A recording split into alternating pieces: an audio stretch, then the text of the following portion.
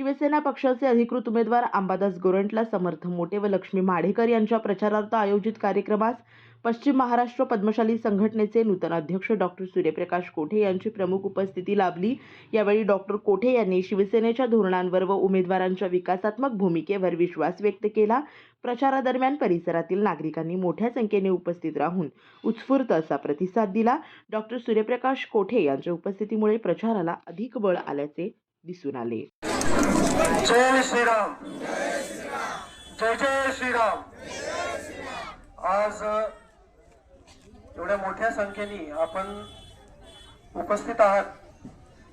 आपल्याला माहिती आहे येत्या 15 तारखेला सोलापूर महानगरपालिकेची इलेक्शन आहे।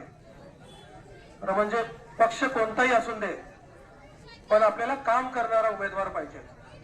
आणि नक्कीच जे आपले उमेदवार आहेत ते उमेदवार आपल्या कामाची किंवा आपल्या अडचणीची सोडवणारा माणूस पाहिजे। तो नगरसेवक म्हणजे काय तुम्हाला माहिती आहे?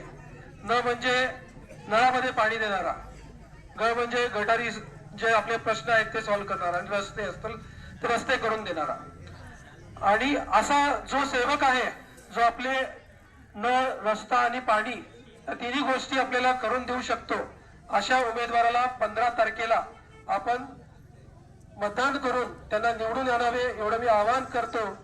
मी आज पश्चिम महाराष्ट्र पद्मशाली संगम व पद्मशाली अखिल भारतीय संगमच्या तर्फे इथे आपल्या सर्व उमेदवारांसाठी प्रचार करण्यासाठी आलो आहोत। आज इथे गोरंट्यालजी असतील,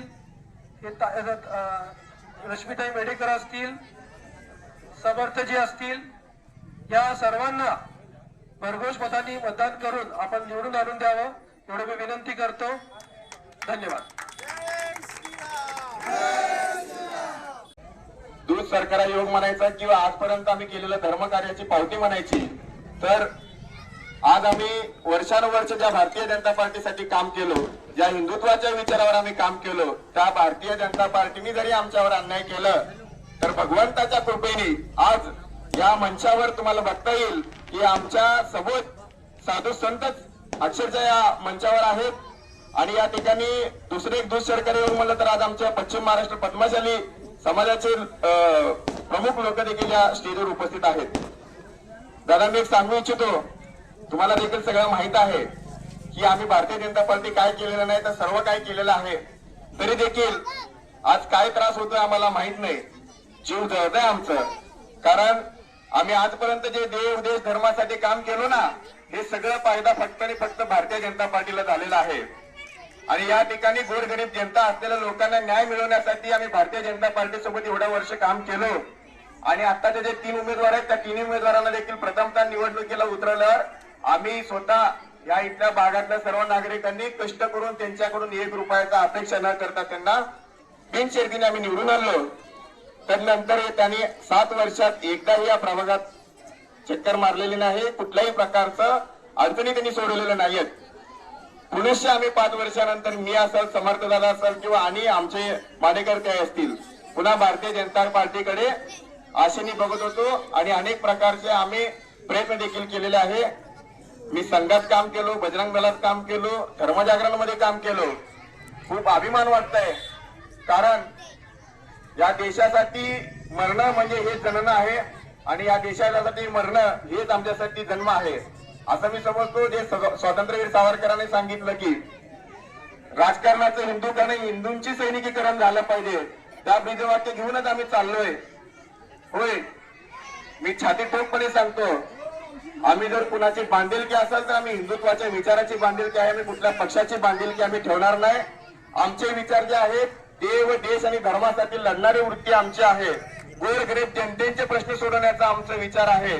त्या विचाराला देखील भारतीय जनता पार्टीला जर आज जमत नसेल तर छाती टोकपणे सांगतो, अनाथांचे नाथ लोकनाथ एकनाथ साहेबांनी आम्हाला संधी दिली आणि त्या संधीचं सोनं कसं करायचं आहे आज या प्रभाग क्रमांक 17 नागरिकांनी ठरवलेलं आहे। आज तुम्ही बघताय फक्त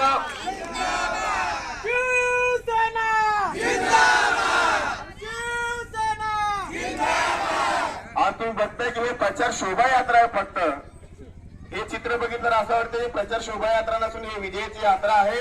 आणि कॉर्नर बैठकीने केले एवढे जर लोक जमत असतील तुम्ही विचार करा की 16 तारखेला काय चमत्कार घडणार आहे.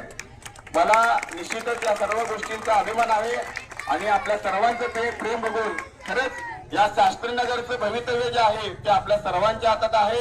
आणि मी आशा व्यक्त करतो येत्या निवडणुकीमध्ये आपण सर्वजण मतदान रूपी आशीर्वाद आमच्या तिघांवर दाखवून शिवसेनेचे सगळेच उमेदवार बहुरोस मताने विजय होतील असं मी आशा व्यक्त करतो. आणि या ठिकाणी वेळात वेळ काढून आल्याबद्दल माननीय महाराजांचं व आमच्या पद्मशाली समाजाचे प्रमुख लोकांचं आणि इथं जमलेल्या सर्व माता भगिनींचं व सर्व लाडक्या माझ्या भगिनींचं मी मनापासून आभार व्यक्त करतो. आणि या ठिकाणी आपण या आधी प्रभाग क्रमांक 17 मध्ये भाजपच्या लोकांना निवडून दिलेलं आहे. या 9 वर्षात भाजपच्या लोकांनी काय केलंय काय नाही तुम्ही सगळ्यांनी बघितलेलं आहे. आणि विशेष करून तर संघात काम करणारे म्हणा हिंदुत्ववादी लोकांवर भाजपने सरळ सरळ अन्याय केलेला आहे. आमच्या प्रभागात मोची समाजावर पद्मशाली समाजावर अन्याय केलेला आहे आणि शिवसेनेनं या सर्वांना सामावून घेऊन त्यांना उमेदवारी दिली आहे. त्यासाठी सर्व पद्मशाली बंधूंनी आमच्या शिवसेनेच्या सोबत राहावं आणि सर्वांना विजयी करून द्यावं एवढी विनंती करतो.